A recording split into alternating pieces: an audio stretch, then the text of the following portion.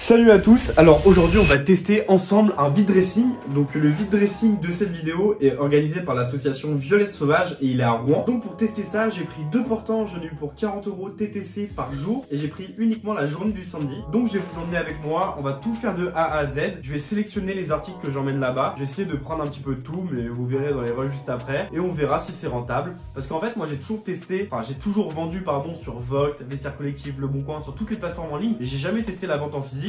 Donc on verra, je sais pas du tout à quoi m'attendre, je sais pas si ça va être rentable ou si c'est une perte de temps. On voit ça tout de suite, c'est parti. Alors comme pour le test de Vogt, j'ai décidé de sélectionner des références variées. Donc je vais prendre un peu de tout pour regarder ce qui se vend le mieux. Et ça se trouve je vais rien vendre, mais je vais prendre un peu de tout pour regarder ce qui se vend le mieux. Alors j'ai sélectionné des jeans Levi's, des 501 et des jeans taille haute skinny pour femmes. Parce que je pense que c'est beaucoup de femmes qui vont acheter des jeans. Donc j'ai pris pas mal de jeans pour femmes. Ensuite je vais prendre une quarantaine voire 50 pulls Ralph Lauren. Beaucoup de torsadés et half zip. Et je vais prendre également quelques chemises neuves et aussi des manteaux cartes, mais des gros manteaux cartes d'hiver et peut-être un gros manteau The North Face ou deux. Mais voilà, je vais tester différents types de références. Je vous montre un petit peu, je vous fais des plans, je vous montre ce que je prends et on espère que ça va se vendre. J'ai pris des jeans pour femmes, mais des grandes tailles, des grandes tailles, des tailles 46, taille 48, taille 50, parce que je pense que les femmes un peu rondes ont du mal à trouver des jeans. Enfin, c'est pas je pense, c'est je suis sûr. Et là, je me dis qu'une femme qui a du mal à trouver des grandes tailles, qui va venir à mon stand et qui va avoir des jeans qu'elle trouve nulle part ailleurs, elle va être prête à payer le prix, c'est-à-dire 50 € pour un jean Levi's, qui est très bien. Donc voilà, c'est ma stratégie, j'ai pris des grandes tailles pour femmes, ça se fait, ça se fait pas, je sais pas, c'est pas mon problème, moi je suis là pour vendre. Donc on va tester ça, de toute façon vous aurez le débrief à la fin. Bref, maintenant je vous montre les autres. Et voilà les pulls Ralph Lauren que je vais emmener. Donc du torsadé, du col rond, torsadé, des pulls, voilà, un pull un peu comme ça de daron, torsadé, half zip, torsadé. Enfin bref, des classiques. Je pense que je vais les afficher à 70 € le pull limité, entre 50 et 70, parce que voilà, il y a du beau half zip ou du beau torsadé. Enfin ça c'est du torsadé en laine et cachemire. Je sais pas s'il est cachemire lui, mais en tout cas il est laine.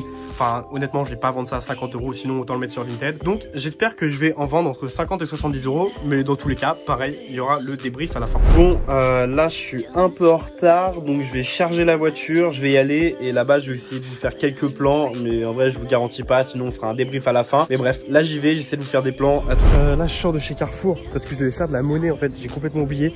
Donc il est 8 h du matin, j'ai payé une bouteille d'eau à 65 centimes pour faire de la monnaie. La pauvre caissière là, dès 8 h, elle a dû faire des calculs au centime près. Parce que je suis un rat, moi je lâche pas 5 centimes. Et là c'est bon, j'ai de la monnaie. Je vais rejoindre mon pote qui a un stand là-bas et c'est parti quoi. Alors là on est 5 minutes avant l'ouverture et il y a déjà énormément de queue. Honnêtement je m'attendais pas à ça. J'ai pas pu vous filmer l'installation parce que j'étais en retard et j'ai aidé un pote. Mais bref, il y avait beaucoup de monde. Bon là le salon touche à sa fin. Je vais vous montrer un peu à quoi ça ressemble. Enfin, je suis gêné là. Tac, donc ça ressemble à ça. C'est beaucoup de marques un peu genre Sandro, Kenzo. Bref, tu as même Bash, des marques un peu de luxe et le lieu il est sympa. Donc je vous fais le récap juste après.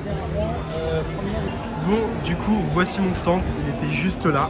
Donc j'ai pris 40 et quelques torsadés, quelques chemises neuves, des Levi's et Levi's 501 et des manteaux, cartes, etc.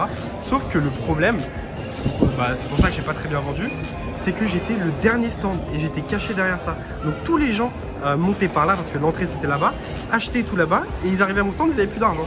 Donc j'ai pas très bien vendu, mais dans tous les cas je vais vous faire le récap. Mais ouais, on va dire c'est de la faute du stand. Mais ouais, j'avais pris des bons produits quand même, hein. Du Ralph, tout ça. J'ai bien vendu les manteaux cartes, tout le monde s'arrêtait. Mais le problème c'est que les gens ils avaient plus de sous quoi.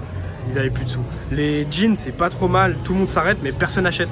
Genre personne connaît sa taille ou il y a un truc qui va pas, la couleur, nanana. Ah, j'ai un copain là-bas, Gin Tonic, je vais vous montrer son stand. Lui c'était bien parce qu'il y a des jeans, il avait pris 10 portants et moi j'en avais pas assez. En fait tout le monde s'arrêtait mais il n'y avait jamais la bonne taille, soit la bonne longueur et tout. Donc ça doit être bien parce que lui il a bien vendu, mais quand il y a beaucoup de portants, je vais vous montrer ses portants à lui. Donc voilà, lui il avait tout ça comme portant de jean. Donc lui il a un concept de friperie, il vend uniquement du jean et ça s'appelle Gin Tonic. Il y aura son Insta, faut aller lui poser des questions sur Insta si vous voulez.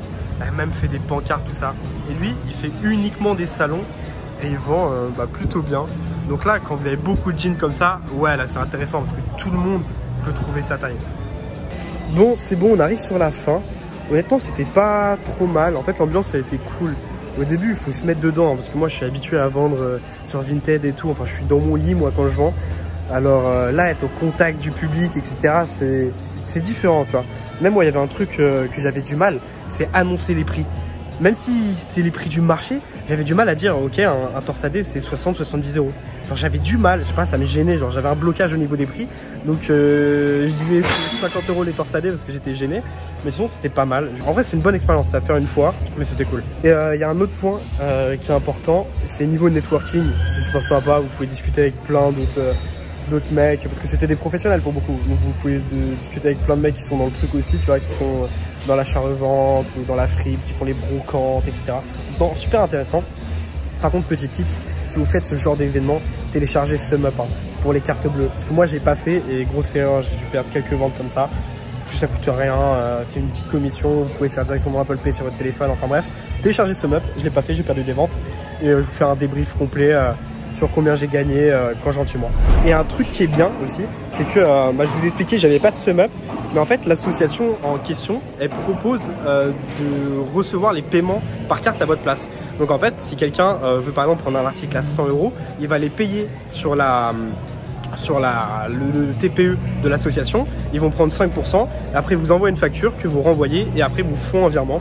Donc c'est bien, même si vous n'avez pas de TPE, vous pourrez quand même prendre des paiements par carte moyennant une commission, mais ça fait quand même perdre des ventes parce que vous devez dire à votre acheteur de remplir un papier, se déplacer, bref, mais c'est bon à savoir et du coup là j'ai la facture que je dois leur renvoyer. Voilà, on y est, bilan final. Est-ce que c'est rentable de faire des salons? Est-ce que je vous recommande d'en faire? Si oui, pour quelles raisons? Combien j'ai gagné? Bon, on va voir ça tout de suite. Alors, moi, dans ce salon, j'ai fait un petit peu moins de 300 euros sur la journée avec 2 portants. J'ai fait, je crois, 280 euros, quelque chose comme ça. Pour 2 portants, ça restait correct. Mais dans le salon, les meilleurs ont fait des journées à plus de 1000 euros, ceux qui avaient des bons empassements. Donc, c'est correct. Mais par contre, c'est mitigé parce que le samedi, c'était une bonne journée.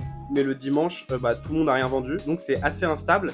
Mais pour avoir discuté avec des exposants, il paraît que dans les grandes villes comme Bordeaux, Paris, etc., même Chartres, il paraît, ça peut être très rentable de faire des salons. Donc, à voir. Si vous en avez un à côté de chez vous, tentez. Prenez au moins quelques portants pour une journée. Et vous pouvez faire des beaux résultats, donc pourquoi pas. Ce qui est des prix de revente, pour donner un exemple qui va parler à tout le monde, moi, les torsadés, je les vendais 50 euros.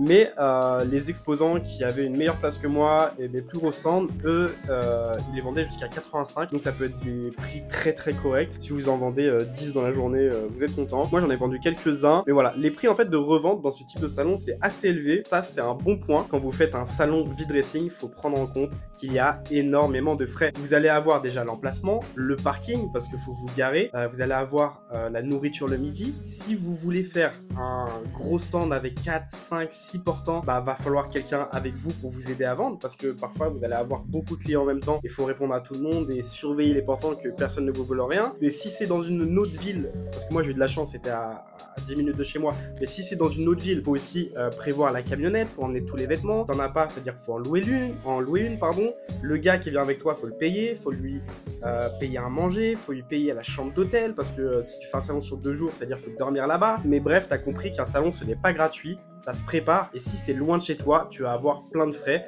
Donc faut que tu fasses tes calculs pour regarder si oui ou non ça va être rentable. Mais en tout cas, si t'as un salon à côté de chez toi où tu sais qu'il y en a un gros pas très loin, vas-y, c'est une bonne expérience. Même le fait de discuter avec les clients en face-to-face, c'est très intéressant parce que nous à la base on est issu du digital, en fait on vend sur Vinted, Escarco, Vogue, on n'a pas en fait l'échange en one-one, et le faire au moins une fois c'est intéressant. Donc voilà, en vrai je conseille, bonne expérience. Faire que ça, honnêtement non, mais s'il y en a, pourquoi pas. Bon, je pense qu'on va se laisser là-dessus. Abonnez-vous, plein d'autres contenus arrivent, que ça soit autour du resell ou de ma vie en général. Si t'as une question, pose-la en commentaire, je te réponds avec plaisir. Et voilà, abonne-toi, ça arrive fort. 2024 c'est pour nous. Bisous.